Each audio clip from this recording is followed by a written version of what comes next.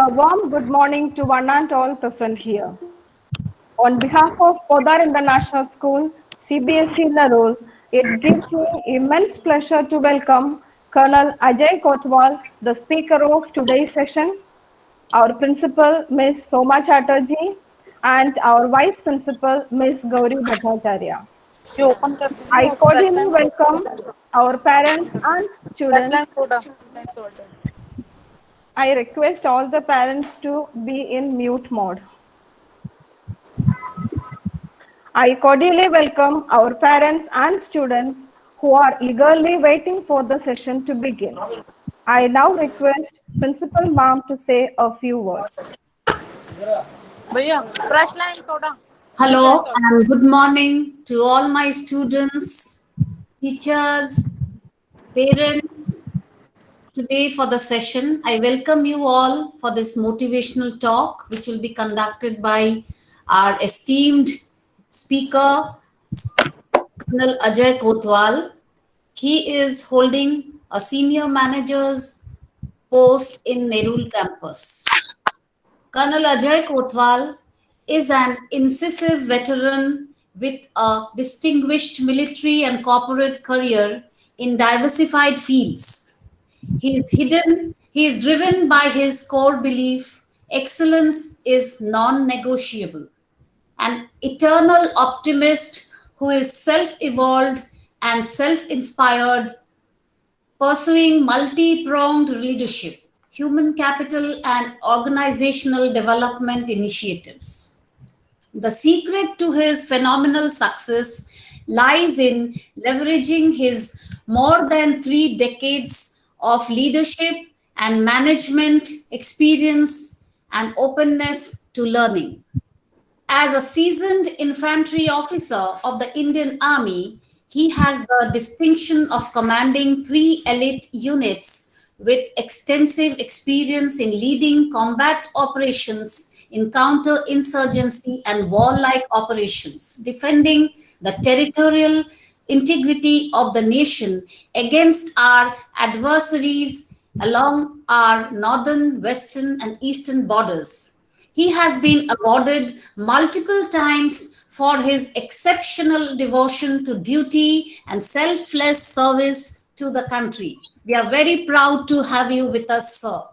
He is currently the Senior General Manager at the Podar Education Network and the founder head of the Podar Center of Excellence with a laser sharp focus on student safety, institutional productivity, and resilience, which also served the organization well during the ongoing COVID crisis.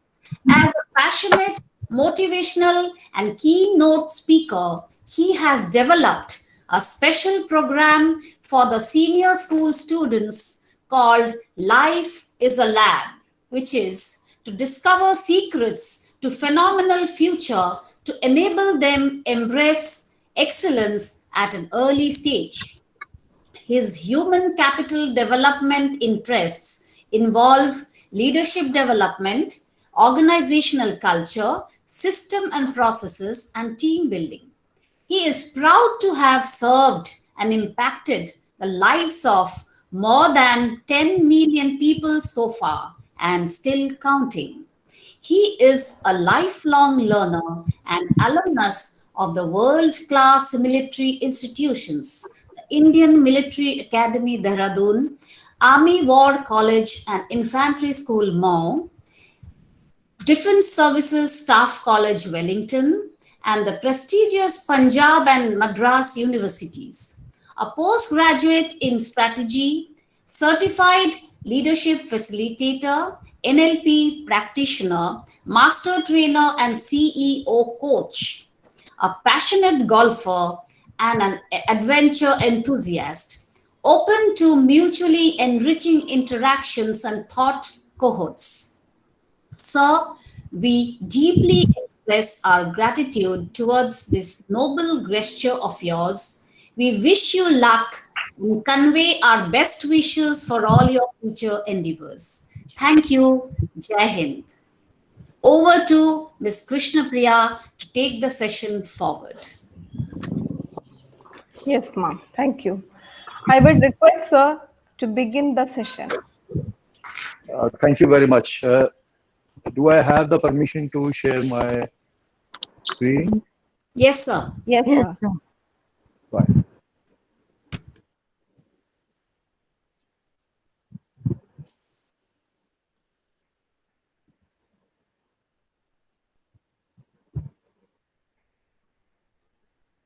So can you see my screen? Yes, sir. Yes, sir. Fine.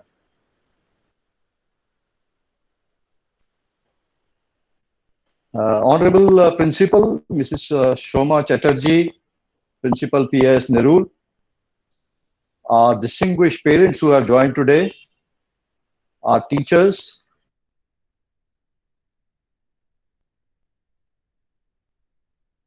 myself to be a student, and I think there is no limit to learning, and it's a lifelong process. Before I start, I would just like to request you to ensure that you get maximum ROI, return of investment, for the time that you are going to invest with me for next about 1 hour or so. So to do that, keep some writing material around you, stay hydrated. If you want one odd screenshot here and there, I'm okay with that. Ward off all distractions that may be around you in terms of some gadgets lying here and there, or some of your siblings troubling you, or some maybe some pet around you. Stay connected. By staying connected, I mean, firstly, I welcome all your comments and questions during the entire session, and we will organize answering these at the end of the session. So keep them pouring in. Whenever it is there in your mind, just put it in the chat, and these will be acknowledged at the end of the session. Also, I'll request you to keep your videos on. You must mute yourself so that there is no disturbance, but keep your videos on. So relax, keep an open and alert frame of mind, and let's see what happens in next 1 hour or so. A little bit about myself, as it's evident from my name. I have spent about 28 years in the Indian Army. I joined Army in my late teens, and I took voluntary retirement in my late 40s. Army has given me a fulfilling life. I have been through a lot of highs and lows, or that Army career offers you. I had the good fortune of being a student in some of the best world-class institutions of excellence that Army provides you. I've had opportunity to lead teams in multicultural, multi-ethnic, and even with the foreign armies. And what has been the high point is leading 3 elite units in the rank of a colonel. So that command word teaches you 2 things. One, it's a very, very comprehensive responsibility. The unit you command, you are the CHRO, you are the CTO, you are the CFO, you name a thing, and the buck stops at your table. You are responsible for that. You are supposed to be competent enough, you are supposed to have that confidence and spirit to solve whatever comes to you. Number 2, the second is about the leadership. The leadership taught in the Army is little different. It's not a one tenure or a one meeting leadership kind of a connection. It's a lifelong commitment. I'll tell you how. Moment a person joins my team, he becomes my responsibility from womb to tomb, which means the day he joins me until he leaves this planet, we are going to stay connected. His successes, his failures, his family, his well-being is my responsibility. This relationship carries on till the time either I'm going on his shoulders or he's going on my shoulders. And with this as my background, it is natural for me to have excellence as a non-negotiable part of my daily living. And somehow, this is what I want to deliver to you today. So, without much ado, let me ask any one of you can unmute yourself and tell me what do you understand by your life cycle? How do you perceive how a normal person or you would like to lead a life like once you are born to your going to the grave? Anybody?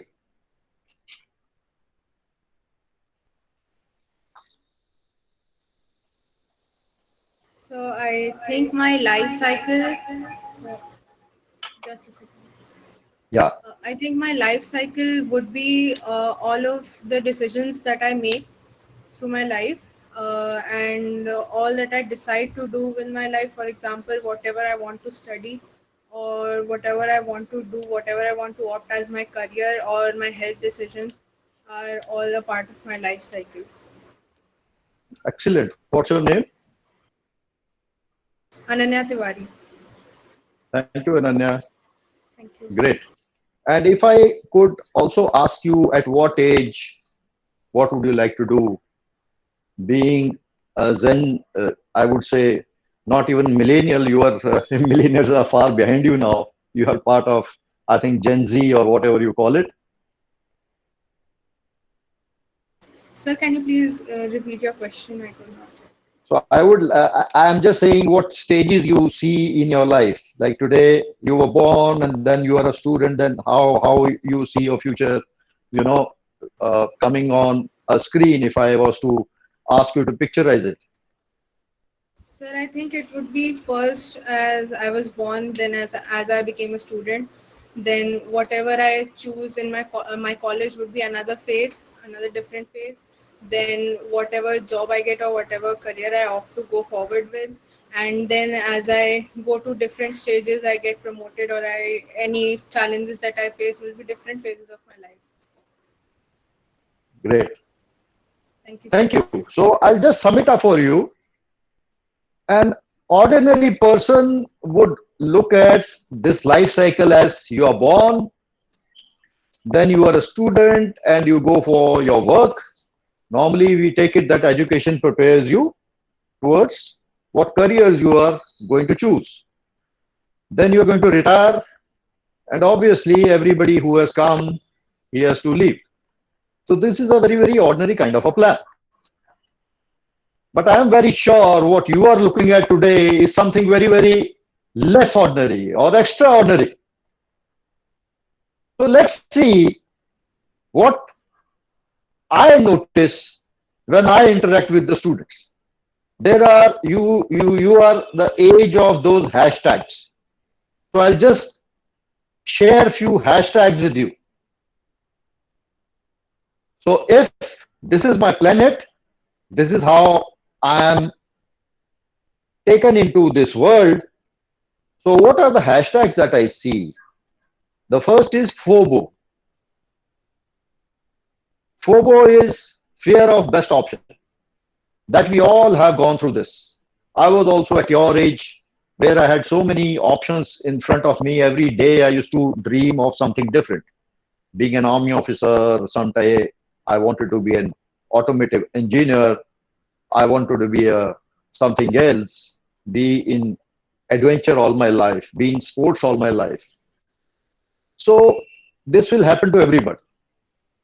And I think this would resonate with most of you, and even it resonates with a lot of people who are in their middle age, or you may call them in old age. Because every time these options will keep coming at you, and you have to pick that one option out of it. But the modern child, the modern kid doesn't think like this. He wants to have hashtag LOMO, life of multiple options. He or she wants to have a stable career. She also wants to have some adventure, some fun moments, something unending holidays, Normally, people say it's your passion, and if you get your passion to work on, your life becomes a holiday. People want to have it, but it doesn't happen all the time. For example, today, if somebody's passion is painting, painting, yes, it's very creative thing to do. It's very individual thing to do. But will it happen that way? No. He or she will have to travel all the world to get those inspirations, to get those new ideas. He or she has to know digital marketing. All these things are today happening through very sophisticated softwares. So he or she has to have that knowledge. So she'll have to go through some software designing courses. So one wants to have multiple pipelines of income.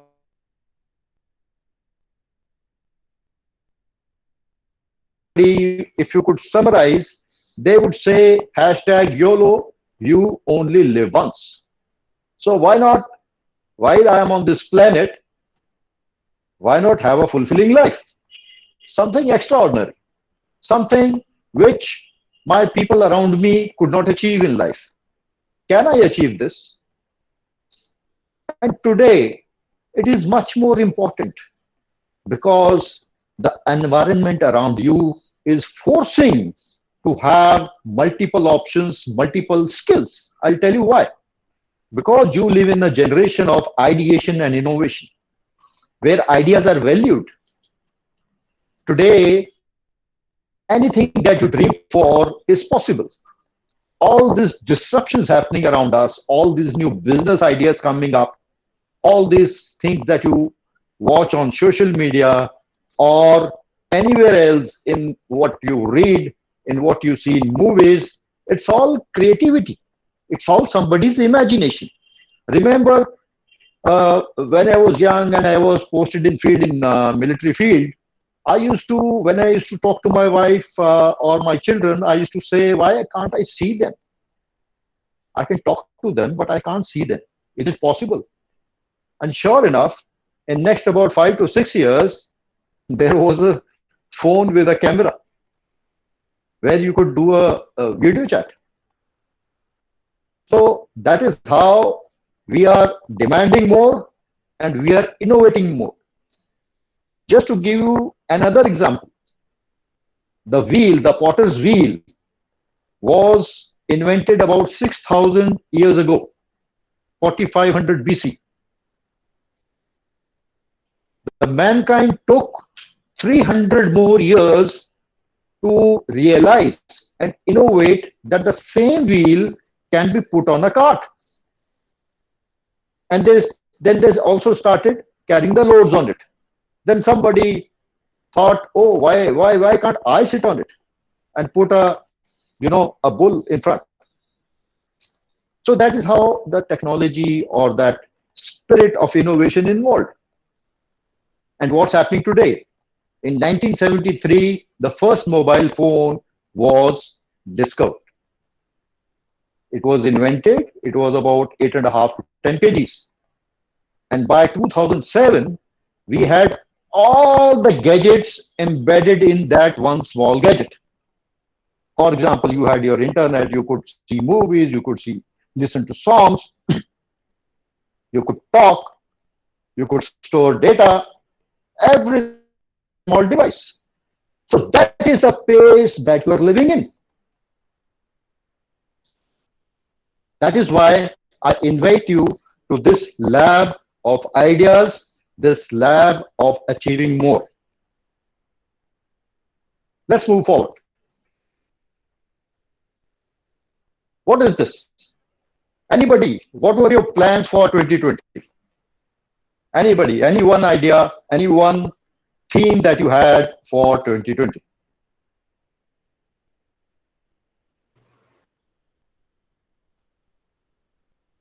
So may I? Yeah, please. So first of all, as it would be my last year in this school, I had planned to spend time in the school, which was not possible because of the lockdown. And obviously, I had planned to focus a lot on my studies so that I can excel in my boards. Fantastic answer. In fact, 2020 had something rhyming, something to rhyme with it. A lot of governments had planned, okay, this is my vision 2020. You look at any board on the roadside, it will tell you, okay, this is my vision 2020. Businesses, the employees, the business people, everybody will tell you, this is my vision 2020. Any presentation you go, they'll tell you, this is my vision 2020. And like you said, perfectly correct answer. Most of the people who are on this platform today, they'll resonate with this idea that in 2020 you had crafted for yourself, okay, this is the last year I'm going to be with my these bunch of friends.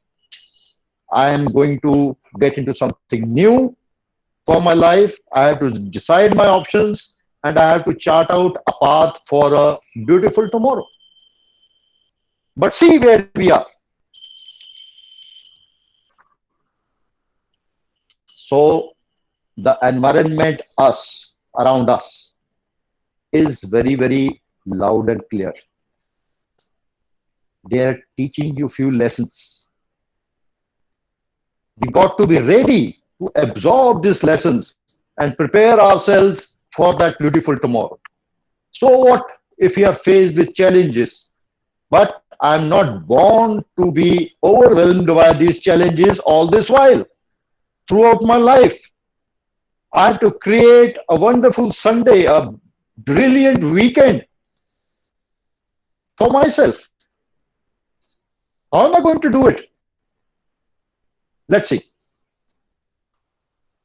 So the three lessons that I want to start with, like you all have felt it around you, within your families, with your parents, and you have been reading a lot about it in the media or hearing it on the TV, but at the same time, you also feel at times overawed by all these challenges. So what are these challenges? The first challenge is obviously the unpredictability, because the things are changing so fast. You see, you learn one technology on software or on internet or how to use a particular gadget. Within a month or 2 months, you get a new option. Somebody comes and tells you, no, no, no, no. My option is even easier to apply. This will give you a more fulfilling experience. And that is how the disruptions are happening. Today, people tell you, don't go to the mall, don't go to the movie hall. We'll provide you the entire stuff at your doorstep. Just at the switch of a button. Alexa, do this. Siri, do that. Isn't it? So it is such an unpredictable thing. People have ideas and they are ready to apply those ideas. Unpredictability is nothing until and unless it is happening, let's say, due to a natural calamity. A flood is there or a volcano erupts. That's a different story. But here, the good thing is the man is challenging man. It is not an alien challenging the man. So that gives you a lot of confidence as to I can overcome this unpredictability factor. Next, novelty. Today, whosoever is excelling is getting you a novel idea. You see anything happening around us, you talk about Microsoft, Apple, IBM, and even today this guy Elon Musk is very, very famous. So they all have novel ideas. Elon Musk started a digital payment thing called PayPal. And today everybody is using it in some form or the other. You have Paytm, you have Google Pay, so many apps are there. And you find it very, very convenient at a very, very low cost. People are using cards. No longer people go to the ATM, take out that big bump of cash, and then start spending it. They use all these digital elements. So novelty is something which will be valued. That is going to be your USP. What all novel ideas you have in whatever career you choose. Even if you say, no, I'm going to work in a corporate environment. In corporate environment, a person with novel idea, a marketing idea, and operations idea will excel. They are no more looking for an ordinary person who comes for a 9 to 5 job and leaves the home. No, they are looking for those novel ideas, those productive ideas. So that is why, note this down. And the last in these three challenges is dominance. Dominance, because every business, every human being, and tomorrow when you join a career, they want to dominate each other. What is happening in your education career? The other person wants to score more than you so that he or she gets the admission first, because the sources are shrinking. If you want to go that number 1 institution, people are going to dominate you. So you have to decide whether I'm dominating or I'm getting dominated. Same thing will apply to the countries. You may be hearing a lot about US and China. What are they doing? They're trying to dominate each other. Why are they all the time poking India from Pakistan and China? Because they fear that someday India will become so huge that we will dominate our both the wings on east and west. So we have to be very, very conscious of these three lessons: unpredictability, novelty, and dominance. Think about it. Let's go to the next. If these are the challenges, I will now break open something for you as to what are the strategies which can be built into ourselves to overcome these challenges. And thereafter, in my last part, I'll also tell you how the army does it. Because in army, we are all the time facing these challenges of unpredictability, novelty, and dominance.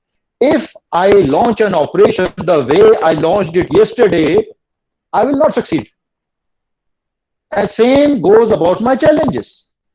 The enemy will also bring in something new at me.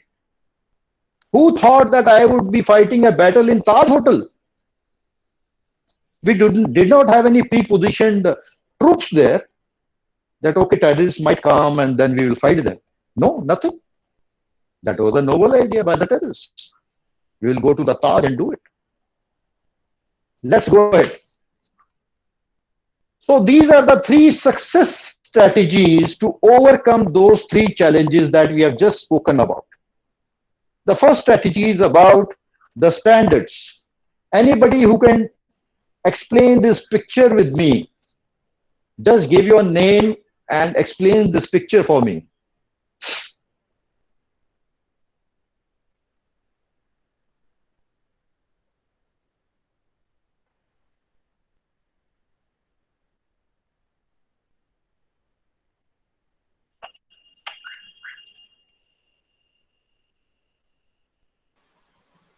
So I may hope I? I'm connected. Yeah. Please give your name first. So my name is Sarnav Das. Pranav? Sarnav, sir. Sarnav. Okay, Sarnav, Yes. please tell me. So the picture here is showing a cat whose shadow is supposed to be a lion.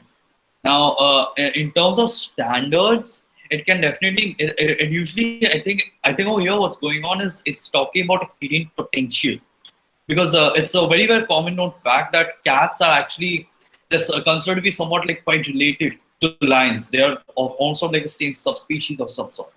But usually cats, since we are domesticating cats, we don't exactly consider its potential as of much. We often consider the standards as rather low. And so due to this, we think of them as they're just like really cute animals who might scratch or bite a few times. But this picture clearly shows that they obviously have some sort of hidden potential inside them, and which over here is the lion. So a bit of an ancestral sort of thing, but I don't think the ancestral like aspect of this matters. But the point Okay. is, sometimes I think we underestimate people, or to the fact we actually set them at a lower standard, where on the other way around, that other person might be of a higher having high potential than one other person of a higher standard. So I think that's what it's trying to say. Fantastic. Great reply. So, can I ask you a few questions? Sure, sir, please. So, what would you like to be? A lion or a cat? I mean, people do love a good underdog, of course. No, So, no, one answer. Don't apply too much. Just give one answer. uh, well, as of this moment, I would say I am a cat. As of this moment, because Okay, I do even feel better. I've got So, something inside. what does the cat eat? Well, what does a cat eat? Well, fish, cat food, sometimes rats, I guess. But Yeah. yeah, Okay. So mice or rats, it's fine. What does a lion do for a hunting? lion it hunts for its prey so that not only can it feed itself, but it could also like try to feed its own So family. Like, what kind of prey it is? well, it depends. If the lion is like rather young, it could try to go for slightly larger prey, like Great. sometimes like So a wildebeest or yeah, something. yeah, If it's too young, obviously the mother would have to hunt for the cub because it's too young. It can't actually hunt. great. And So they hunt for a bigger prey, and a cat hunts for a smaller prey. yes, So what yes. if a lion starts hunting for what cat is hunting for? What will happen? Well, first of all, what would happen? And not only will it won't be able to number one satiate its hunger because cat and a dog, their diets are completely different on basis of the scale. Great. Because both of them are, one of them is big, one of them is small. Yeah. So on So that basis, so obviously lion is going to get tired. It will yeah, become weak, yes, yes, and he has to hunt for that huge antelope to satisfy his hunger.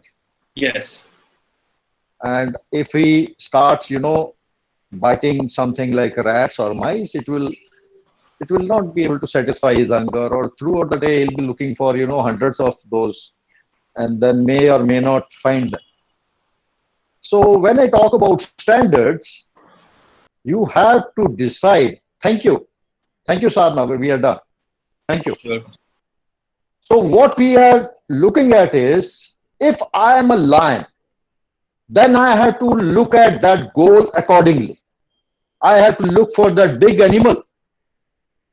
And obviously, in our terminology, if we want to have an extraordinary life, I have to think for that bigger prey.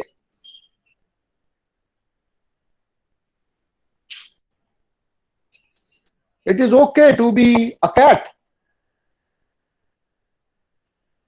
What Sadhana was probably telling me, it's basically evolution from cat to a lion. So that was a different perspective he was talking about. But here, what I am trying to tell you is to think about a goal. If you want to dominate, you necessarily need to have that lion mindset, lion or lioness. You cannot survive in this society or in this environment of dominance. Let's see how it happens. The quest for yet. You would interact with your seniors, some even parents, or some stories or some movies. They'll tell you this yet is actually a very good word. Actually, it has got so well shaded connotations. You can use it either way. One is repentance, and one is to show your power, your dominance, what you could achieve more from less. For example, if I tell you, when I was a kid, I had the resources, yet I could not go for my higher studies to, let's say, London. What does it show? Maybe I chickened out. My parents told me you can go, and I said नहीं नहीं यार उधर जाऊंगा तो बहुत पढ़ना पड़ेगा, मैं कैसे रहूंगा, मल्टीकल्चरल सोसाइटी होगी, मेरा तो इंग्लिश ठीक नहीं है, how will I match up with those people who are going to come there? They'll be high in merit. So that's a very, very sort of a cringy feeling. And similarly, if I tell you, when I went to scale Mount Everest, there was not enough oxygen. We need to have those oxygen cylinders. And yet we climbed. So for me, that sentence is, I did not have enough oxygen, yet I climbed Mount Everest. So store this word called yet in your memory somewhere and apply it as many times as you can. You can even apply it to your daily routine. We will see how. The next is fear of plan A.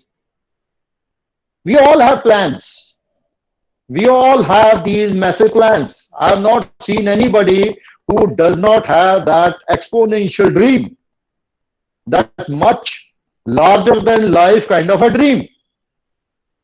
And don't think that these dreams are some false imaginations. No, because these dreams are constructed on what you see around yourself, on what you read, on what you hear, what you come to know about people from here and there, how somebody succeeded.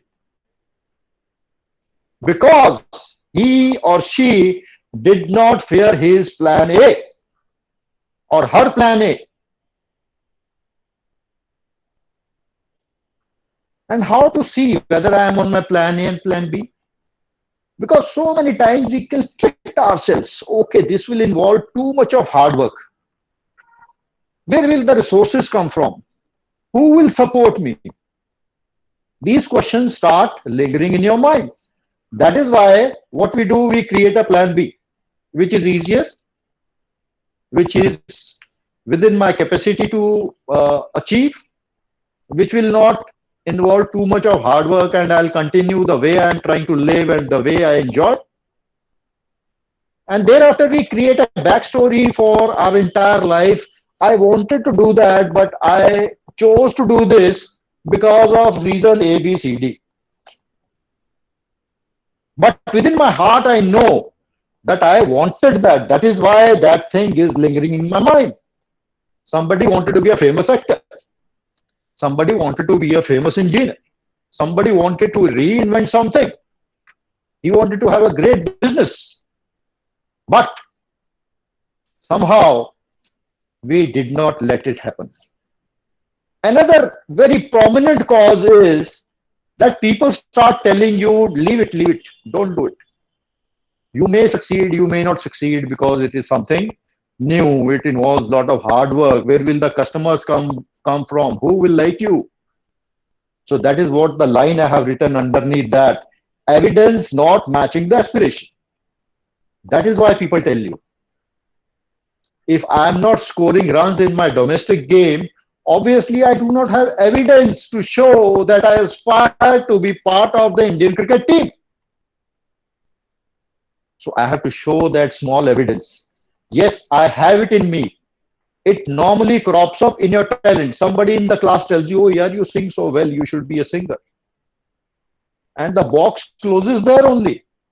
Yes, I am a okay singer.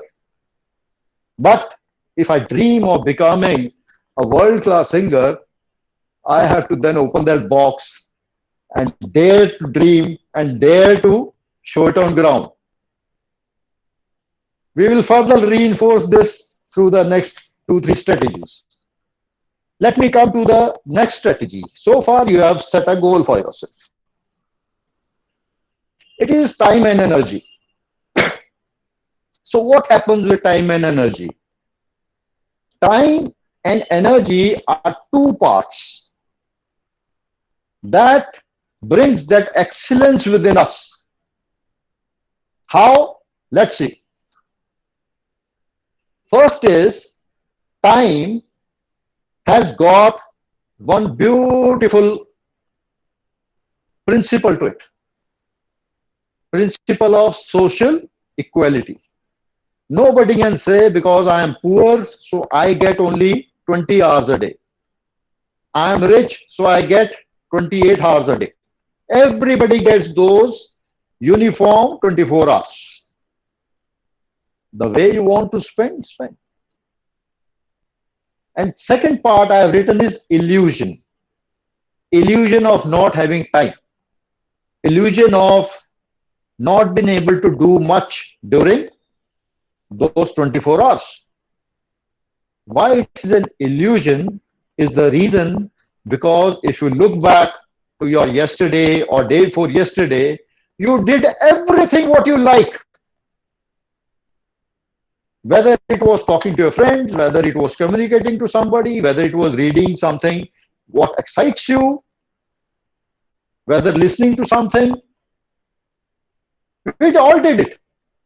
And we keep doing it day over day over day. And we find time for it. I like going on a walk or a run in the morning. I always find time. It may be raining, it may be sweating, whatever. I go. I love it. So I find time for that. But I may not find time, let's say for work, I might procrastinate certain things which I was to do during my day.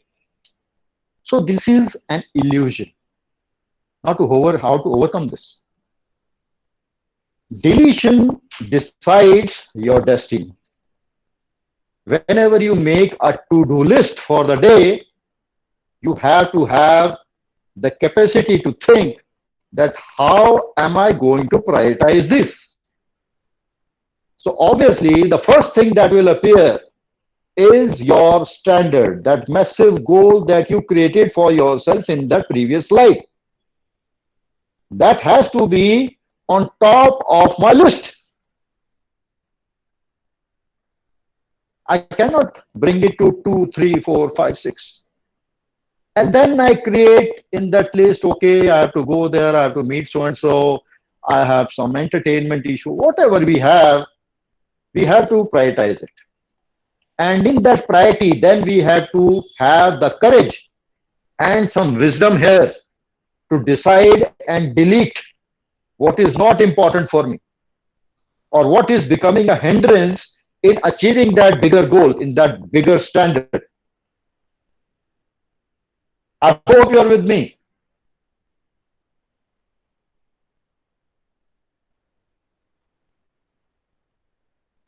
Yes, sir.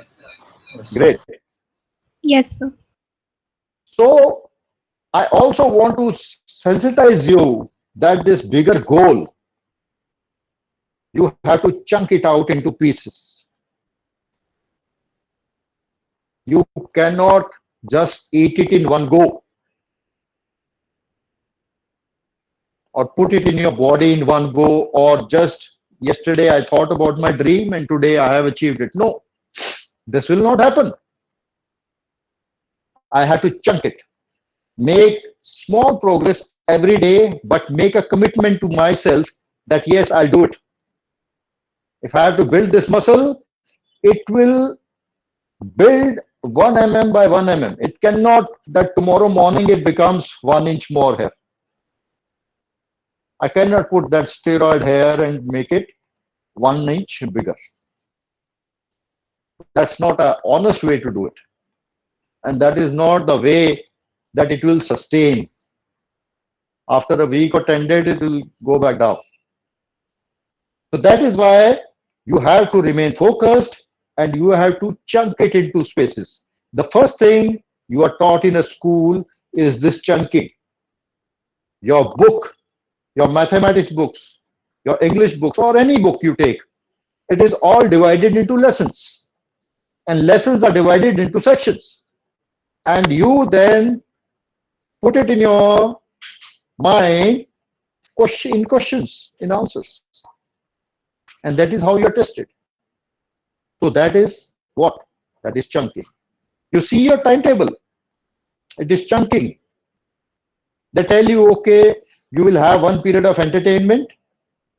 It could be sports, it could be hobbies, it could be drama, and balance 6 periods for studies. In studies also, English, Hindi, you will study every day.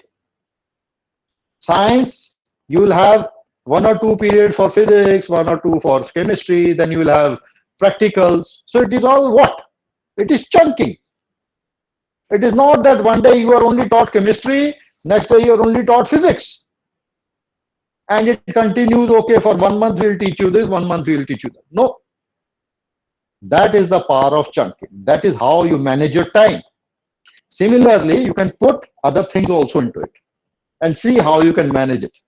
Whatever you like, whatever excites you, whatever sort of pokes you here, some entertainment for yourself, some games, meeting friends, everything is possible. But you got to chunk it and program it and prioritize it. Where does it fall? How much time I can dedicate to my main goal and how much time I can dedicate to all these things which are not going to make a big difference in my life. The last but not the least in this series of strategies is the rituals. Anybody, what are the rituals? What do you understand by the word rituals? I think, so may I? Yeah, please. I Give your think name. rituals, Ananya Tiwari. Yeah, Ananya. I think rituals stand for something which I do regularly on Great. a regular basis, which is decided that I have to carry it out. So any example for that? For example, I have dedicated a particular time to music in my day every day. So I have to do it every day and I cannot skip it. Yeah. Fantastic answer. So what if I was to now dedicate it to my massive goal? That goal that I have created for myself. Let's say I want to be a fantastic soccer player. So what should be my ritual then? Practicing Or every day. cricket. Let's take it cricket. Whatever you like. Practicing every day. Yeah, fantastic. And also taking care of my health and Yeah, everything that I require for being fit enough. great. So, like Ananya told you, these are the things which you do every day. And here I would like you to focus on that massive goal because today we are talking about a stage where we all are raring to go to create that beautiful tomorrow for ourselves. We have to decide what we are going to do after 10th. What is going to be my goal? How am I going to achieve it? So these rituals build that muscle here. It's all about these 9 inches between 2 ears. How you mentally focus on that, and what I want to convey through this word called confidence, thereafter you will be so confident that anytime somebody comes to you or asks you, you will give it like this. There are so many nursery rhymes that you remembered which you still remember. Why? Because whole day you were just memorizing those. कोई guest आता था घर में, they'll say, okay, sing so and so. You will start off, twinkle, twinkle, Jack and Jill, famous throughout the world. Because that is what was drilled into you through those rituals. Every time somebody offered you a chocolate, he said, "Nahi, pehle ek poems now," and then you will get that chocolate.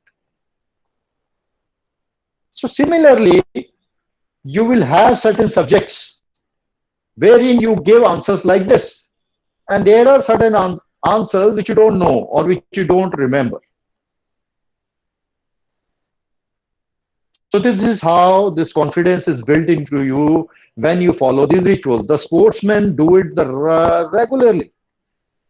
There is no off season for them. We normally think, okay, there is off season. They build new shots. They build new sort of bowling techniques for different batsmen. How do they do it? They follow those rituals so that the ball falls in the same place on the pitch, and then it takes the turn that they want it to do. They want to swing it or they want to spin it from the same point. From that same point on the pitch, if he is not concentrating on that same point, the batsman will come to know, okay, this ball is going to do this or do that. McGrath had that this ability, the Australian famous Australian bowler. He'll put the ball in the same place, all six balls in the same place, but there'll be a variation. So that is all product of your rituals that you follow, what you do consistently over a period of time. That is how the talents become careers.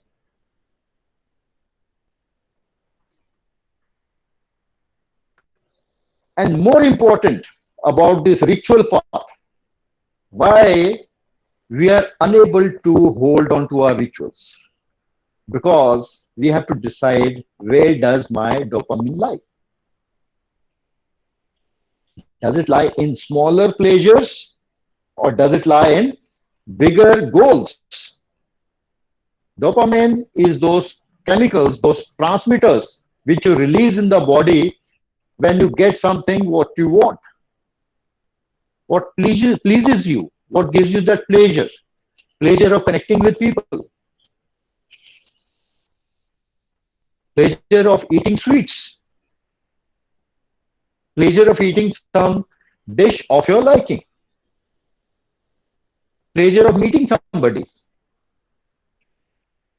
So if I can somehow anchor this dopamine into my massive goal, okay, by 2021, I have to achieve this. It could be a short term, by tomorrow I have to achieve this, or I have to try it in a week, or a month, or a year. You try doing something for tomorrow, and you put a dopamine there, okay, I'll be very, very pleased if I achieve this. It will work. I guarantee you it will work. Automatically, the deletion thing that I told you, it will happen automatically, because for the whole day you will be concentrating on that one goal. Your time management will automatically fall into place. This dopamine is a sort of a catalyst in your life. That is how people achieve those big things. When Bill Gates was researching as a youngster, he used to lock up himself in on the countryside for days together and work on his research. That is how he achieved greatness. That is how the sports people do it.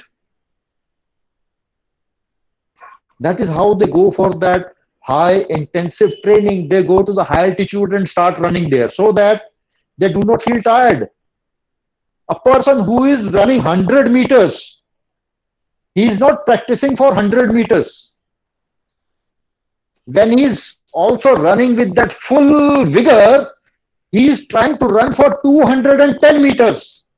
That is how he is achieving that peak at the finishing of 100 meters. And to get that capacity, he would have run thousands of kilometers. That is why they get that Olympic medal at the fraction of a second. It is all because they have set their dopamine into that Olympics medal.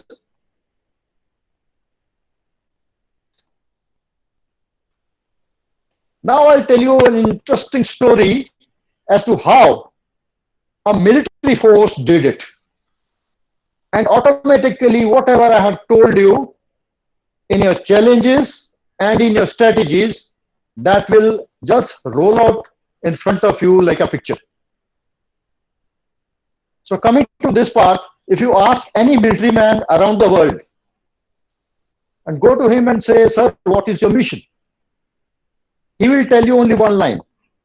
And this is that line: to defend the territorial integrity of my country. You would say, but defensive doesn't involve much of fighting. You are only defending. But we heard that you attack. You are very, very aggressive people. So where is that component in this one sentence? I'll tell you where it is. To understand this, let me take you straight into that military mind. The gentleman in the center is Field Marshal Manekshaw. Some of you might have recognized him. He was the hero of War of 1971.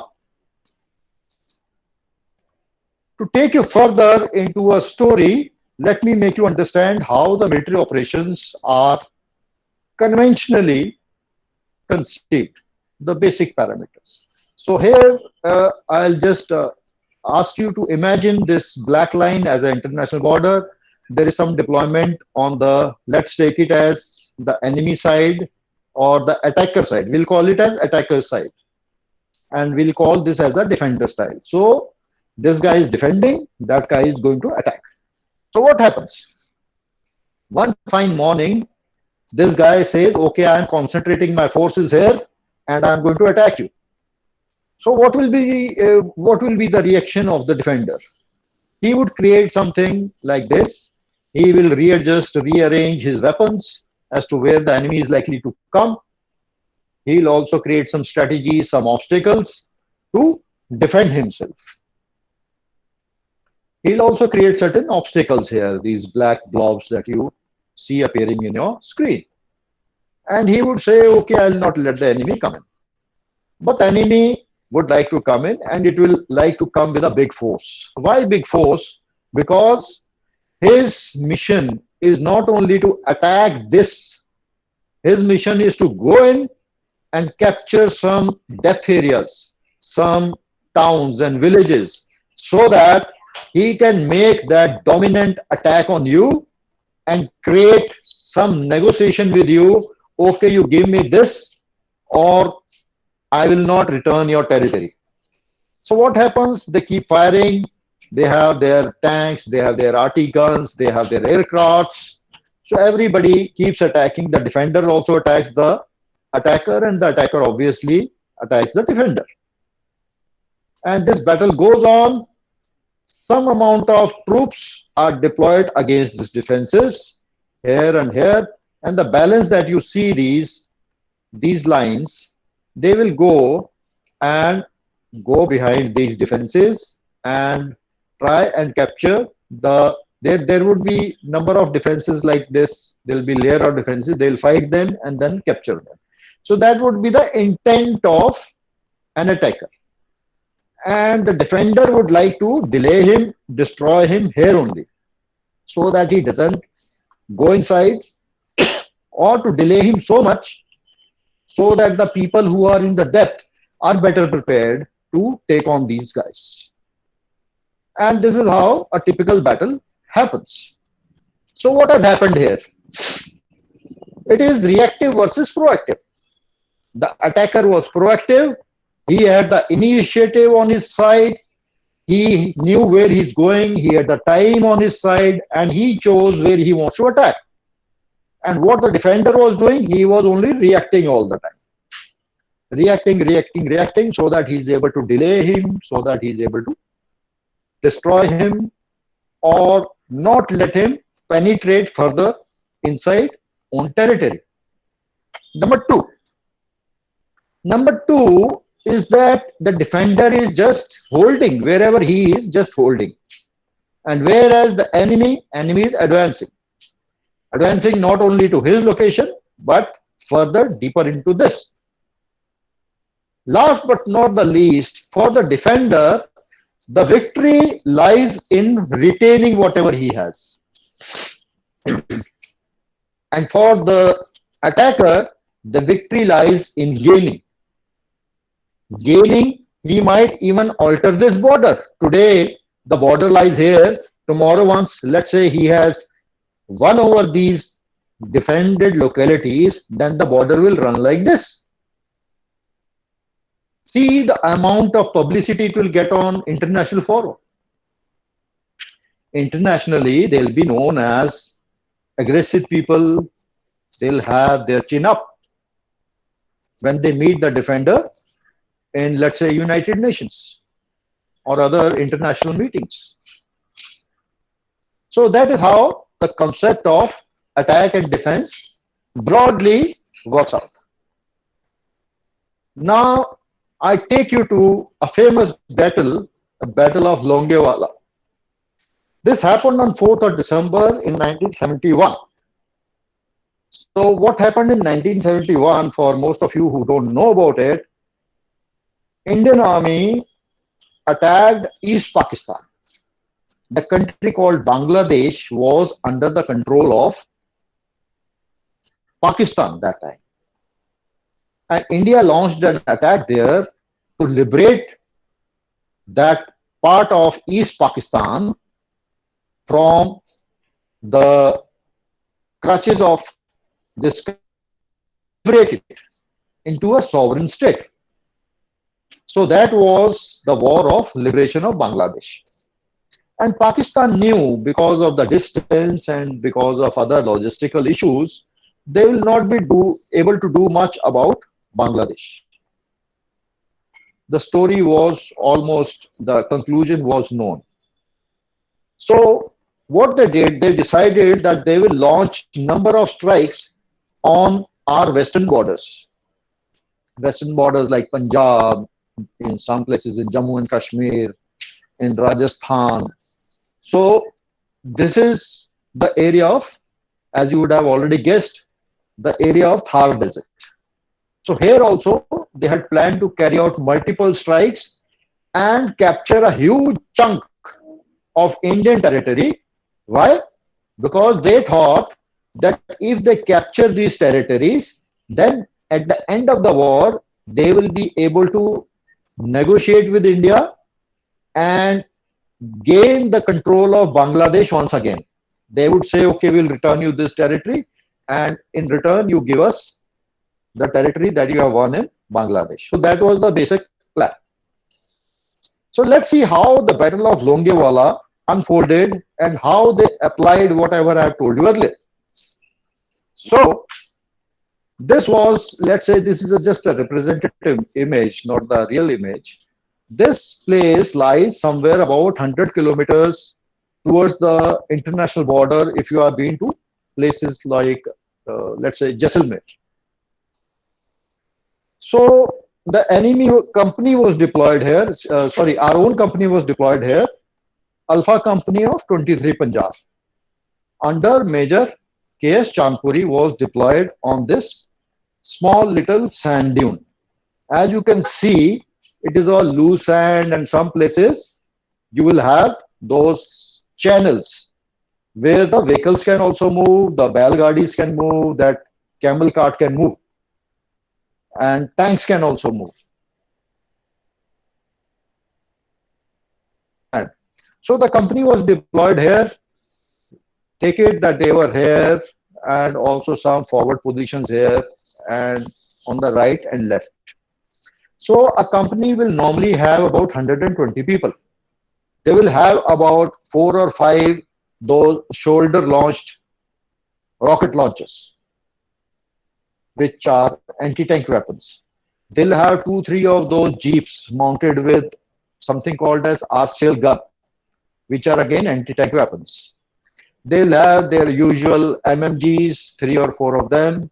They'll have their light machine guns. They'll have their rifles, pistols, and things like that. So this is how the battle was unfolding. And today, you take it that it is 2nd or 3rd December of 1971. So like I told you earlier, imagine this is the international border. These are the enemy defenses. These are our own defenses. So what happened on 2nd or 3rd December? We got confirmation that the Pakistanis are going to attack us. And they have their mission to capture Jaisalmer, which was about 120 kilometers further deeper. So as the situation was becoming clearer as to what they are going to come, where are they going to come, and what are they going to bring, on the evening or early morning of 4th of December, Major Kuldeep Singh Chandpuri, who was the company commander here of Alpha Company 23 Punjab, he decided that he must send out a body of troops. This had Lieutenant Dharamveer Singh along with 20-25 men with him, and he sent a patrol behind the enemy lines. Now, what was the task of this patrol? This patrol was to tell Major Chandpuri as to what is happening behind the enemy lines, how the enemy is coming, what do they have, and when are they going to attack us. So all this information Lieutenant Dharamveer was supposed to give him. And he was also supposed to direct our, those RT guns which are there, like you would have seen, Bofors and all. They fire at very long ranges, and they fire about 15 kilometers, 40 kilometers range. So they were all deployed behind this company, in further about 4 to 5 kilometers behind. This company was about 18 kilometers from the international border. And if you talk about Jaisalmer, it was more about 100 kilometers inside. So that is how the plan was.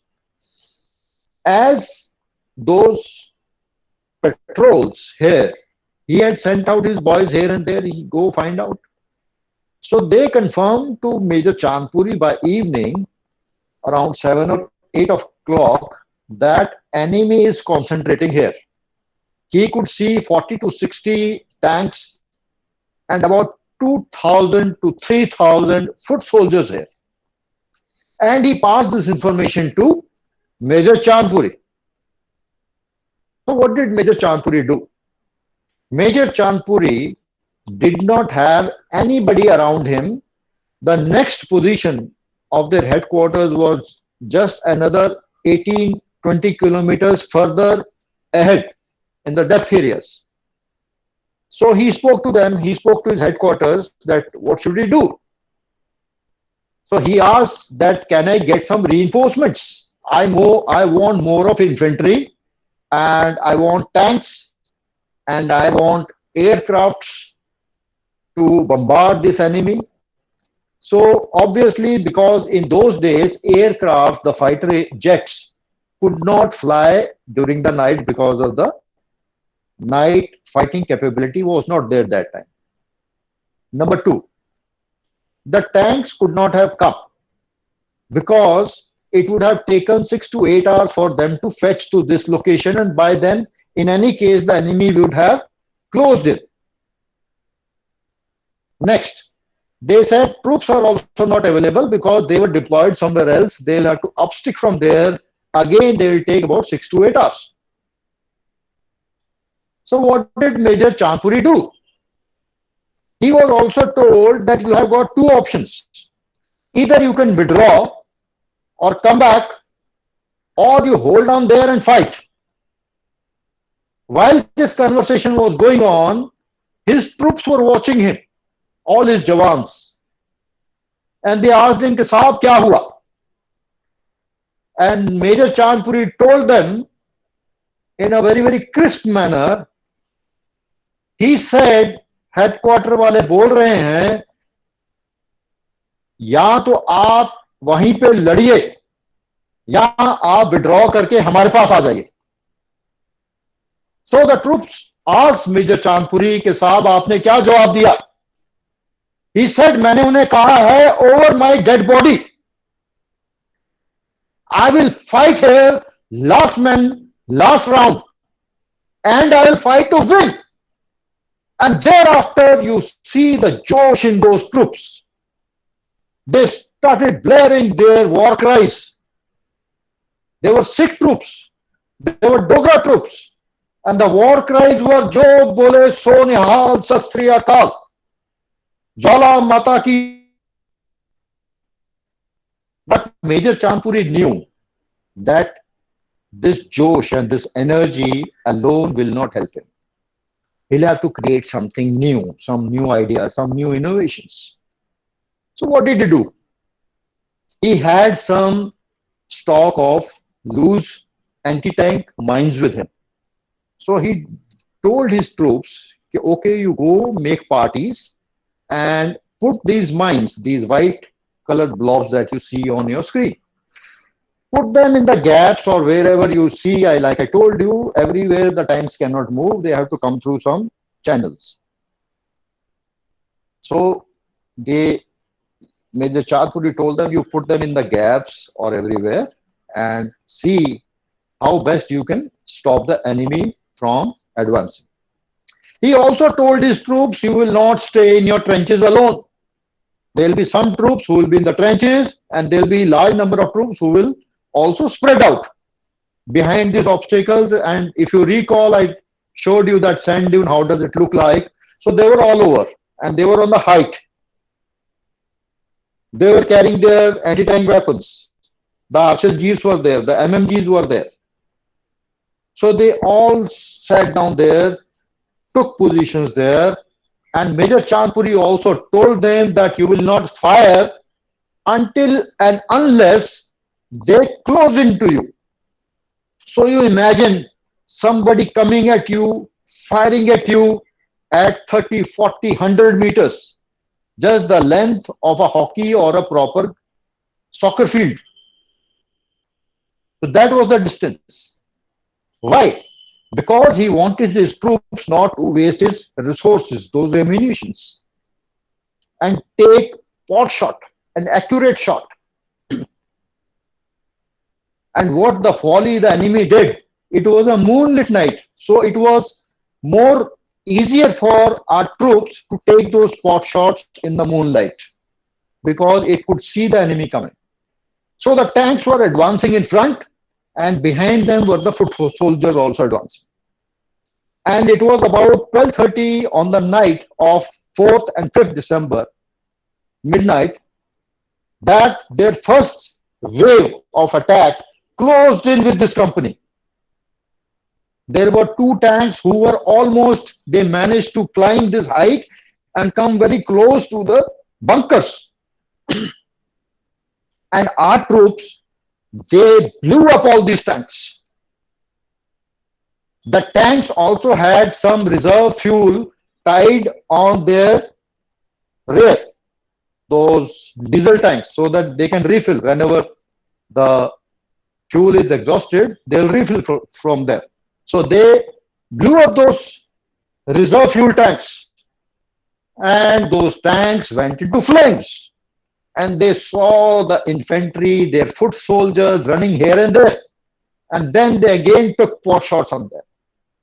And this continued for the entire night till the time at first light in the morning at about 6:37, our Hunter aircraft, fighter jets appeared on the skies. And as they saw, the enemy tanks had dispersed here and there. And like I told you, they cannot move everywhere on the sand dunes. So most of them were also stuck in the sand, the loose sand. And thereafter, our aircrafts, they butchered them, they hammered them. By morning, more of our foot soldiers from our side, our tanks also joined Major Chandpuri. And this battle continued for next 5 days. And we learned later that the enemy wanted to not only capture this place, they wanted to go up to Jaisalmer. That is why they were coming with such huge number of troops. And do you know what? The casualties at the end of the war, Pakistan lost more than 100 soldiers. They lost more than 35 tanks. They lost another 200 those smaller vehicles, lorries and jeeps and those small little vehicles that you have. And what was the damage on our side? We lost 2 boys. 2 boys made the supreme sacrifice. This is an unparalleled achievement of a small body of troops of just about 120 against such massive force. Now you take your mind back to those challenges and those 3 strategies that I told you. They applied all of it here.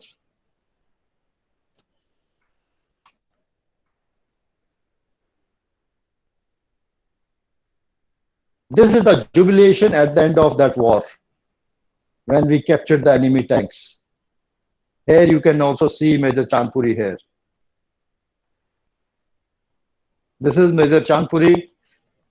He retired as a brigadier and he was awarded Mahavir Chakra, the only second to Paramvir Chakra. This is the second highest gallantry award that our country recognizes his brave men.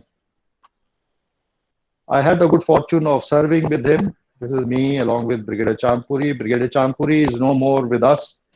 We lost him in November 2018. So let me take back to the lessons. The lessons that I spoke about. So for the paucity of time, I'll not again ask you because it takes time to connect with you. So the lessons were three: unpredictability, novelty, and dominance. You see all these three here. The situation was unpredictable. Major Chandpuri and his boys adopted a lot of novel ideas and they dominated the enemy. So what if they were only 120? And also if you look at their strategies, the strategies emerged from what? The standards that they are given to themselves. Major Chandpuri, what did he say? First he said, over my dead body. Second, he said, I will fight last man, last round. And third thing he said, fight to win. So that was if the enemy was such a large force. Time and energy. He did not waste any time. All the while he was thinking what can be done, what more can be done, how my troops, how my resources can be multiplied without getting anything extra. We can all do this. We'll come to this now in the last part. And also they used to follow the rituals. Why they could fire accurately? Because they used to fire and practice every day. He had trained his people well. They were physically fit. They were mentally agile. They could work without orders because they were all believing in those rituals and also bring in that little bit of religious factor which gives you that confidence because they were close to their spiritual learnings. Army has this drill also. Every week we have our mandir, gurdwara, masjid, church, parade also, so that we remain connected with our spiritual force. I come to the last part of this. How to power your launch of your dreams. You see, when a satellite is launched, the maximum power or maximum energy, the fuel, is consumed when? Not when it is in the orbit. It is at the launch. And this is where we falter. Most of us fail to launch ourselves, fail to gather that courage, that spirit, that energy to launch ourselves. Let's try and find more about it. What is the purpose of schooling? Here I would like to connect with one of you and seek this answer. The person who has not spoken so far, or even if you want to speak again, you are most welcome. Just give your name and give an answer. The purpose of schooling. So may I? Ananya Yeah, Tiwari. So I think the purpose of schooling is to educate us about all of the different alternatives that we have and all of the things that we can achieve if we work upon them and informing us about all the things that are going on around us so that we are more intellectual and more informed. good. So that is one. But what I am trying to get at is it seeks to teach you the learn and the art and craft of human coexistence. This is how you bring these teams like Major Chandpuri did. It was a team effort.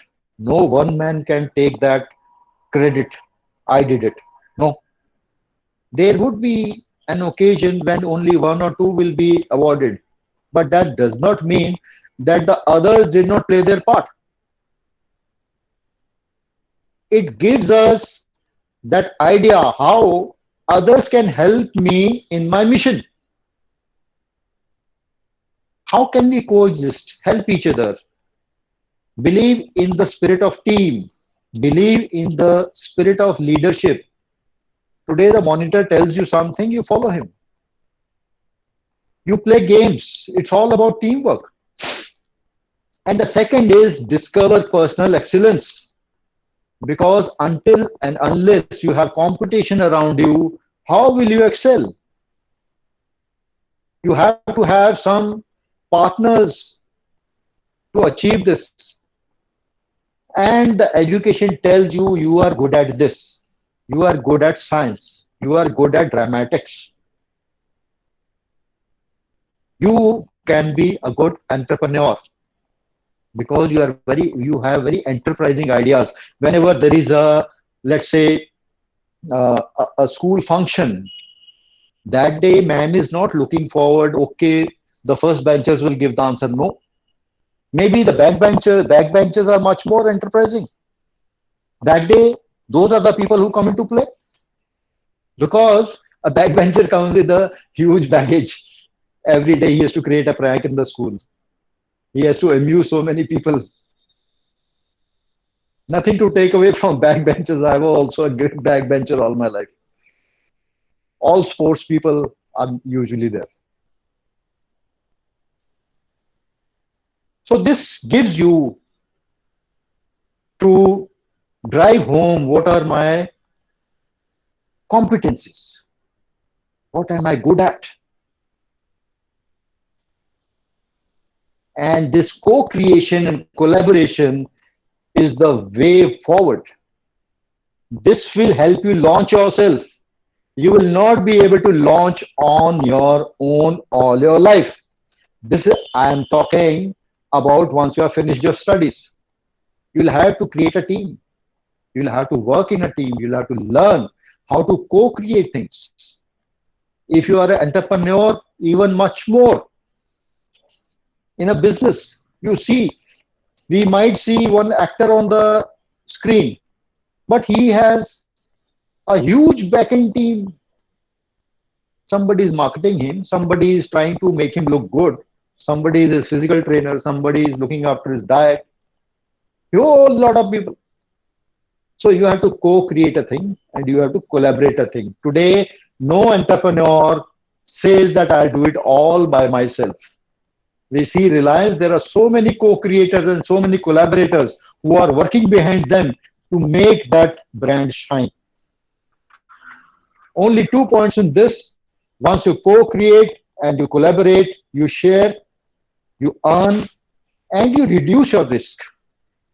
Because let's say tomorrow, if I start a business and if I start losing, I will only lose a portion of it. I will not lose it entirely. And the stakeholder participation. The stakeholders are, it starts from the consumer, it starts from the innovator, it starts from the ideation team, it starts from the finance team. So if you have to take them all together,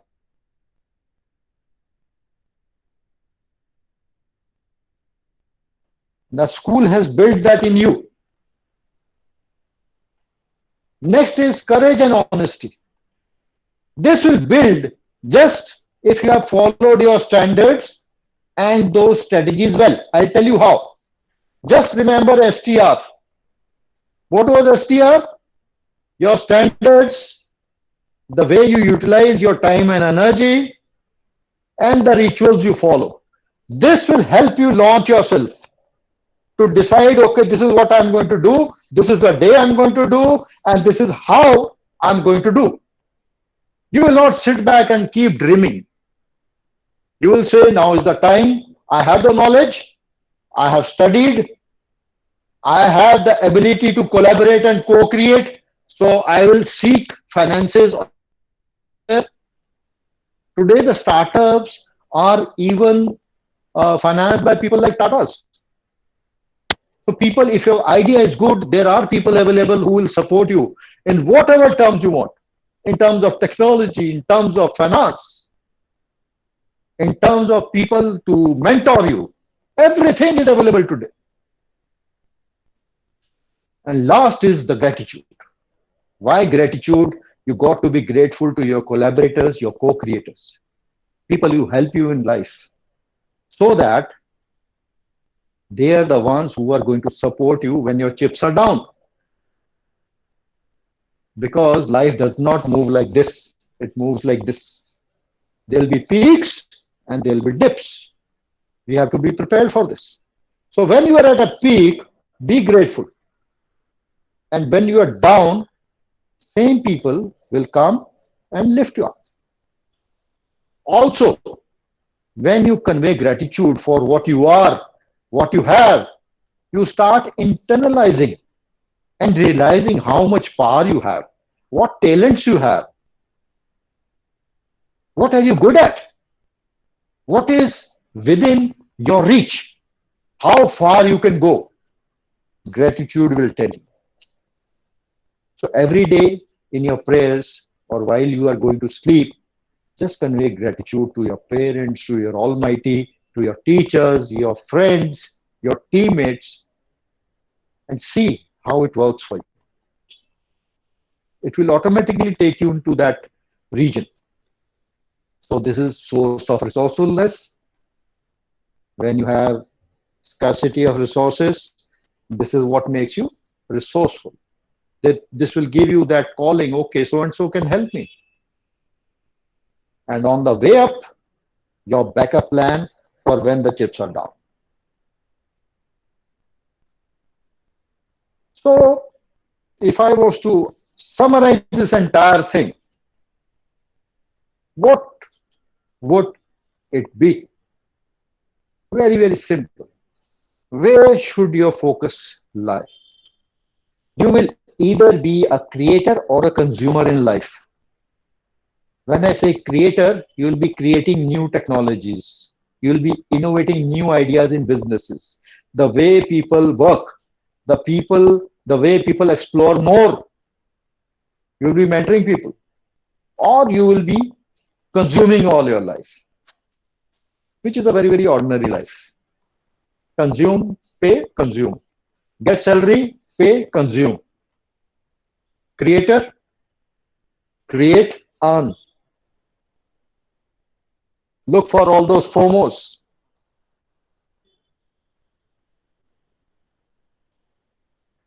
Or the LOMOs. Life of multiple options. Automatically you will achieve YOLO. You only live once and you have maximized your life. You have overgrown all the limitations that you were told in your life you are not good at it. How can you do this? People don't do it this way. It doesn't happen that way. Your idea is good for nothing. Remember this. Create. Don't hesitate in creating something new. And focus. Focus on your gathering the knowledge. So what if you have not scored well? But if you have gathered the essence of that chapter, essence of that one little subject, you have done enough. Because whatever you may say, all these subjects which are taught in your classes, in your schools, they will come in handy. You will apply them in life. You may not be running classes until unless you join a teaching profession, but you will be applying all this. And knowledge will give you those ideas that I am saying, create new ideas. And whenever and wherever you go, do it with honesty and conviction. Conviction so that you do not let down yourself, that I left it halfway, I dropped out. No. And if you do it honestly, the results will come. The success is assured. Let me tell you, with my experience in corporate for half a decade and in the army for close to 3 decades, this will work for you. So friends, that is why I tell you life is a lab. Don't hesitate to experiment, create new ideas, create new innovations, and look to maximize your life from ordinary to extraordinary to exponential. Let there be a name and let us feel proud that we knew you. I spoke to you in this motivational session. That would be the day I'm looking forward to before I die. So thank you very much. And I'll remember this day and commit to yourself that you will do something which you yourself and we all will cherish for our lives. Jai Hind. Thank you very much. Thanks, Atta. Thank you for your Thank you, sir. attention. Your Thank you, sir. thank you. Thank you, sir. Thank Thank you, you. sir. Thank Thank you, you, sir. sir. Thanks, sir. Thank you, Thank sir. you. Sir, Thank you, shall sir. we, Thank you. yeah, sir, shall we go for the interactive session? Yes, please. Okay, It's all with you now. okay, sir. Students and parents, you are requested to write your queries in the chat box. So, like yesterday, as they write their queries, could you please give them a guidance about their career in the army? Because they are in 10th and they would be thinking seriously about this in the next 2 years. So, if you just give them some kind of some idea about how it is to serve the nation, to join the military, air force, the navy, it will be very helpful, I think.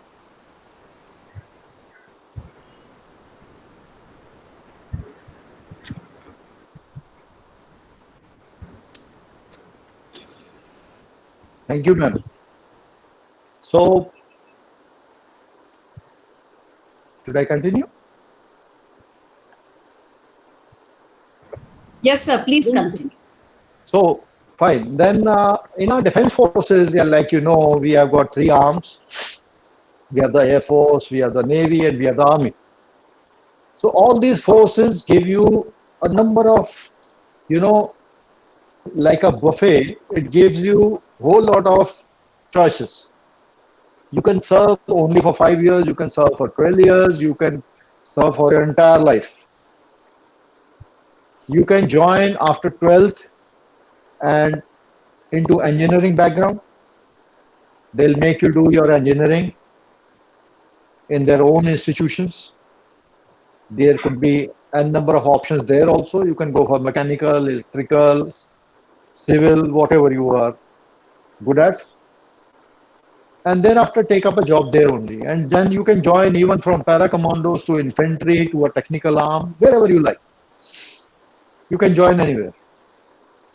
So that is one option. Second is that you may be aware of is going through the NDA. That is the combined defense services exam. You appear in that. That's a UPSC exam, and then you go to the NDA. You'll be there for 3 years. You'll do your graduation also along that, and some amount of military training, and then you go to IMA for 1.5 years, and from there you graduate as an officer. So in army, you may be generally aware you have some communications, some engineers, some electrical and mechanical party, then you have the logistics people, then you have the fighting forces like infantry, armored, artillery, special forces. Similarly, in Air Force also, you have the fighter planes, you have the helicopters, you have the attack helicopters with those, we call it as gunships, and we have got jets, a variety of jets. So you can be anywhere. You can also be an aeronautics engineer who will be generally based in the airfields for the maintenance part and things like that. Or you can also join their logistics branch. Or you can also join the judge and advocate general branch, which is in all three, and be there. You can also be a doctor. You can be anywhere out of these three. Coming to the Navy, they also have got their executive branch, which is generally the fighting arm, which is normally deployed on their ships. Then they have got their logistics branch. They also have their engineering branch, and they also have their aviation, where they have got fighter aircrafts, they have got their transport aircrafts, and they have got their helicopters. They also have their special forces called ARCOS. Air Force also has got their special forces called Garudas. So generally, this is what it is.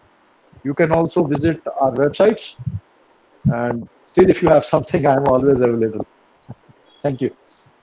Thank you. Thank you. I think the first question has been given here. Like you said about dominance, what to do when you are having a low period or being dominated. So basically, it's about how to tackle domination. So, any other word, if I was to coin for this, lows are part of your life. And the same strategy, if you apply here, those three strategies that I have told you, your rituals, that time and energy space that I have created for you, and your standards. Your one standard could be I'll never feel dominated in my life. This will happen all the while because I told you to create, but you cannot create everything. There would be certain things which you feel overwhelmed with it. So it will happen in your studies. For example, so many of your, let's say, dada dadis, they feel intimidated when you show them technology. They might have done very well in their careers, but that is the time they say, Ananya, no, this is beyond me. So they feel dominated by the technology. There's so many old people who are scared to do internet banking. They feel dominated. So this domination could be in any way. So we have to create that inner space within us, tell ourselves, I'll not feel dominated, come what may. That is the spirit that Major Champuri also showed you. Huge number of troops attacking. And he said, okay, you come. I'll show you. You imagine if somebody was firing at you from 40, 50 yards, what can be more dominating than that? And see how the troops fight them. It is just the byproduct of that ritual because we train ourselves to be under pressure. That is why we do unfamiliar. Every time you see the army people, they go into unfamiliar spaces where they have not gone earlier. It could be a flood, it could be an earthquake. Like I gave an example of Taj. We have never even visited Taj. What to talk about fighting there? The troops who fought there, you think they have been to Taj ever in their life? Maybe one odd. It was totally unfamiliar. So I think that should give you all this spirit and all this courage to fight this. Thank you. Any other question? Students, please feel free to ask. Sir is ready to answer you.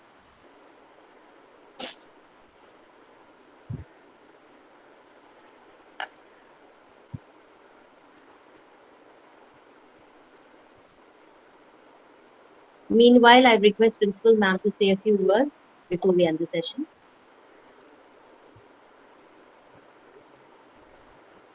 So we are thoroughly motivated. As I said that I have no words to express. Even I got so deep, like I mean, I was flowing through your getting so much of inspiration. I also got motivated, and I even maybe my age is not to have dreams, but I still dream. So your words made me feel yes, you need to dream till the end of your life. I Means a tell lot, ma'am. this Thank you. and I believe it. Even whatever age you have attained to, we need to dream to grow. So you have actually shown me the path, and I believe all the children, you should follow these whatever words, keywords, note it down and follow it in your life. This may be your last year in the school, but you still have a bright, vibrant future. So that will be these words, never forget in your life and follow it. And again, sir would like you to come again to express your insights and motivate our children. Sure, ma'am. Sure. Look forward. Yes, yes. Any more questions, Julia ma'am? Uh, Yes, yes, Sarthak was actually logged out, I saw. yes. Yes, Sarthak, please write, type. There's one more question, I think, from Sarthak. That's a very interesting question. Yeah, sir, you have very interesting question now. Okay. What motivated you to become a colonel? No, what made you to be a colonel? Yeah. So normally I don't take personal questions, but since it's a okay question, so I'll tell you. He has Actually, added for on, me, my grandfather was also in the army. wow. So, like ma'am has answered, I also have a tradition in my family to serve in the army. That was one. My dad was also in the army, so I have grown up in cantonments, and it always excited me. And what excited me was the way of life. The way of life in army is different. Like we do not actually words like I would say domination. Somebody spoke about it a little earlier. Depression, defeat. They never strike us. होता है ना कुछ words आपको सुनते ही नहीं है आप उस पर ध्यान ही नहीं देते क्या बात हो रही है so that is the spirit of army that is the way of life I loved what I did and in the army about this word called colonel is an appointment like I told you at the start of this presentation colonel means you have commanded your troops about 1,000, 1,200 of them and the moment you say something it will be done you saw Major Chandpuri he said we'll fight to win and people said oh साहब जी ऐसी छड़ना नहीं आपने बोला भी हो जाएगा so commanding a unit is your final acid test and that you get only once you become full colonel that is the day when you are fighting and you are deciding the future of your men you are commanding the future of this nation whether we will end up on the winning side or on the losing side and way of life because it sticks to your physiology your mentality your agility I'm still the same you take me to an army unit today I will not feel out of place it has also taught me how to melt down with the people if I come to you and sit with you you will not feel overawed यार ये फौजी आ गया ये भी मेरे को क्या पूछेगा no I have been trained enough because when we are fighting in counter-insurgency, counter-terrorism areas, we are fighting with civilians. I have to behave like a civilian there, otherwise people will come and notice, okay, he's a Fauji in the crowd. So I have that ability in my mind to work from different frame of minds in different environment. When I am talking to a lady, when I am talking to a student, when I am talking to my elders, when I am talking to my own countrymen, and when I am talking to my enemy, you will find a different physiology in me. So that is what the army teaches you. It teaches you manners, it teaches you good living, it teaches you good health, it teaches you never to get overawed by situations. So that is why I joined army.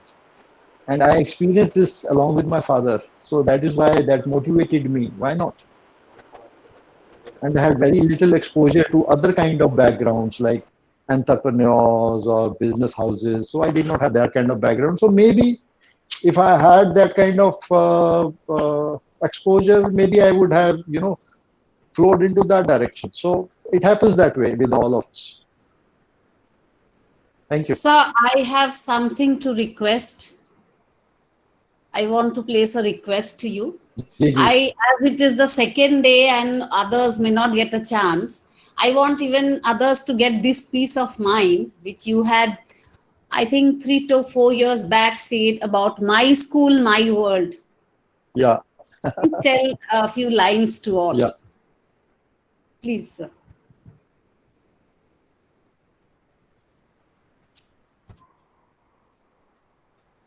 My As school, I my still world. remember Yes. those words. I gave this presentation, and in fact, I gave series of presentations on this topic. Right. Every 2 years, I used to conduct one session on this, my school, my world. Yeah.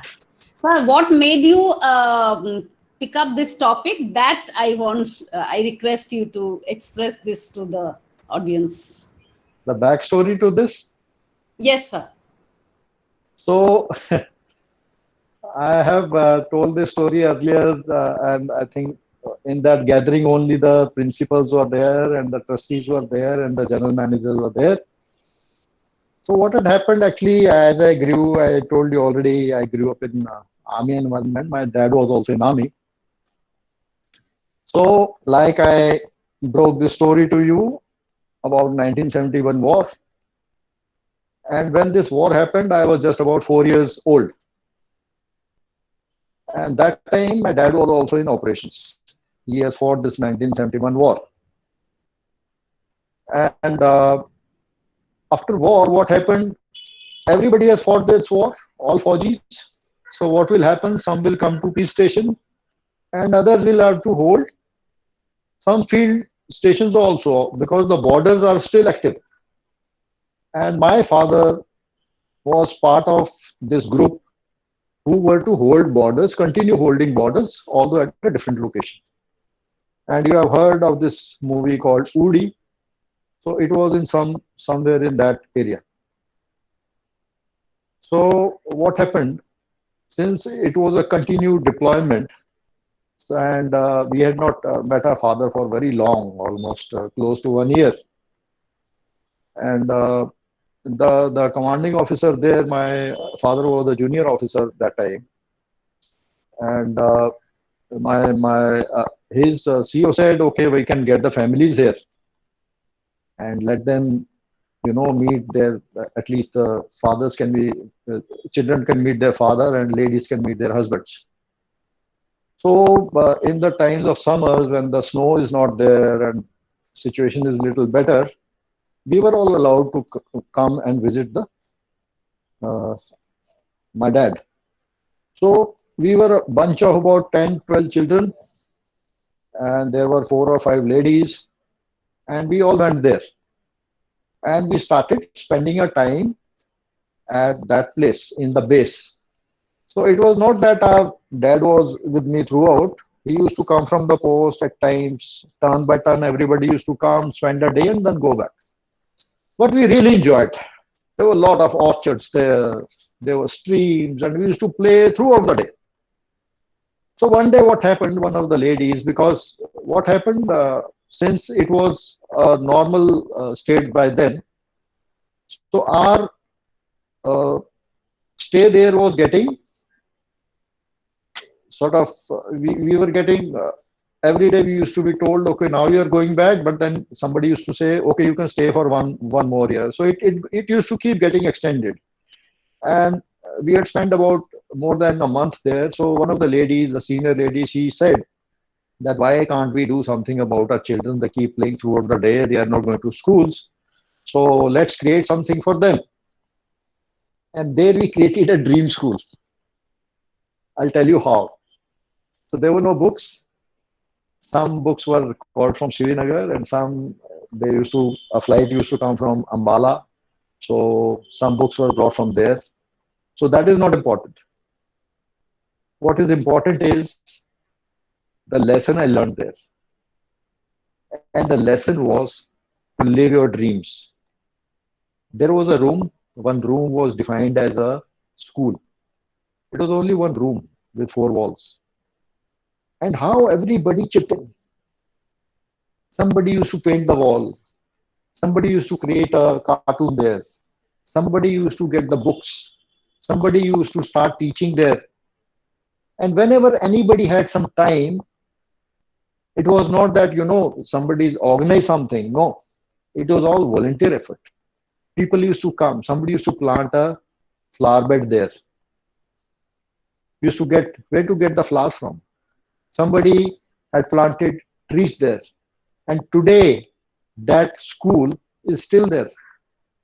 I visited last in 2012. And today, all these destitutes, the terrorist affected children, they are brought there and then they are imparted education. So that is the power of dreams that I wanted to convey. I have cut the long story short for you because of paucity of time. But that is the spirit which evolved in me and I carry it even today. It is my volunteer effort to be with you today. This is not part of my job description. I have to look after operations. So dream and take action. That's all. Very, very simple. Dream, take action. Dream, take action. And that is why I have got this motivation to act. Not only me, all those children who were there. That is why you normally see, I am not trying to boast about it. You will find Fauji children, they don't hesitate to take action. There are so many celebrities in the Bollywood also. We do not have any exposure to Bollywood, but they do well, very well wherever they go. You'll find a lot of CEOs in companies from army background. So that is just one spirit to dream, act. And our parents also, they never hesitate to tell us, "Acha karo jo karna hai." Whatever you want to do, do. But excel, take action. And the moment you take action, you will excel. There is perfect guarantee. If I have taken action, I'll succeed. Action, succeed. That's all. Thank you, ma'am. Yes, sir. Thank you so much. This will, of course, motivate to further extent. Our children should dream and take action always. So their dream is now the board exams, Yeah. and I believe that will again they will excel and do well and cross the milestone. Thank you so much, sir. And Krishna Priya ma'am, can you proceed? Anything else, sir, you have to say? No, ma'am, To the means a children? lot. And I really enjoyed this experience. Sir, thank you so And much. I look forward, even the students, if they have any questions, their parents have any questions, they can put it and you can Yes. forward them to me. I'll Yes, answer. yes, sir. Yeah. Sure. Okay, I think Julia ma'am has to say something. Thank you, ma'am. I think they have asked questions. I think more than that, they have been extremely motivated, I must say, because it's a very different kind of a session that you have taken, talking about military, their tactics and strategies, which generally in motivational sessions we do not talk about because we don't really know these as civilians. So it's been a completely different exposure. And yes, about adapting, as you said, that is, I think, most important for today. Like, we are into times which we have never seen before, and the STEM standards are in the threshold of, you know, uh, joining the real world beyond school. So this lesson that you gave them today about adapting and facing the challenges are excellent and very, very practicable. I'm sure they have benefited immensely from this. So my duty is here to thank you today. I propose a vote of thanks, and I'm thanking you, thanking Colonel Kotwal for the wonderful inspiration and motivational session that he has given us from the entire fraternity of PIS CBSE NERUL. I thank you, sir, from the core of my heart. And I would also say that the inputs and the ideas are very novel and innovative, which you have shared. I'm sure the students have understood them. I also would like to thank the parents and students for being here with us, taking their time out of their busy schedule as they have, and listening to this, because they know these kind of sessions are very important in this day, in these times. I would also like to thank our principal, Ms. Soma Chatterjee, who has understood the need to conduct such sessions and has been doing a series of these sessions, which have been motivating and helping the students. I would also thank our vice principal of the morning shift, Ms. Gauri Bhattacharya, and also the CBSE coordinator, Ms. Krishna Priya Ratish, for helping to conduct this event, and all the teachers and coordinators who've been with us to make this session a success. Thank you very much. I would like to end the Thank you session. very much, ma'am. And Thank you. I'm glad Thank you. that you spent your time well and you found it interesting and Yes, sir. Yes, sir. It was you very, I'm sure all of the useful teachers who and are here, the practical. students also have found it very interesting. It was a very different departure from the other motivational sessions. So Yes. thank you. It's a And very Thank I you, just, ma'am. Thank you. Yes, and sorry. so I would like to this end it with sporting a spirit quotation. has taken us to a different level. Yes, yes, ma'am. Absolutely. Absolutely. And we are all very, inspired to do something. I'm sure the students also feel that kind of zeal. So I just end with a quotation by Churchill. I thought it was very meaningful for this. The pessimist sees difficulty in every opportunity. The optimist sees opportunity in every difficulty. So I tell the students, please be a pessimist, see an opportunity in every challenge that you face, and strive on. The world will be yours. Thank you. Thank you very Great. much for the session. Thank you, sir. Thank Thank you you. all. Thank you, ma'am. Thanks a lot. Thank you. Thank you, sir. Thank you, sir. Thank you, sir. Thank you so Thank you, much, ma'am.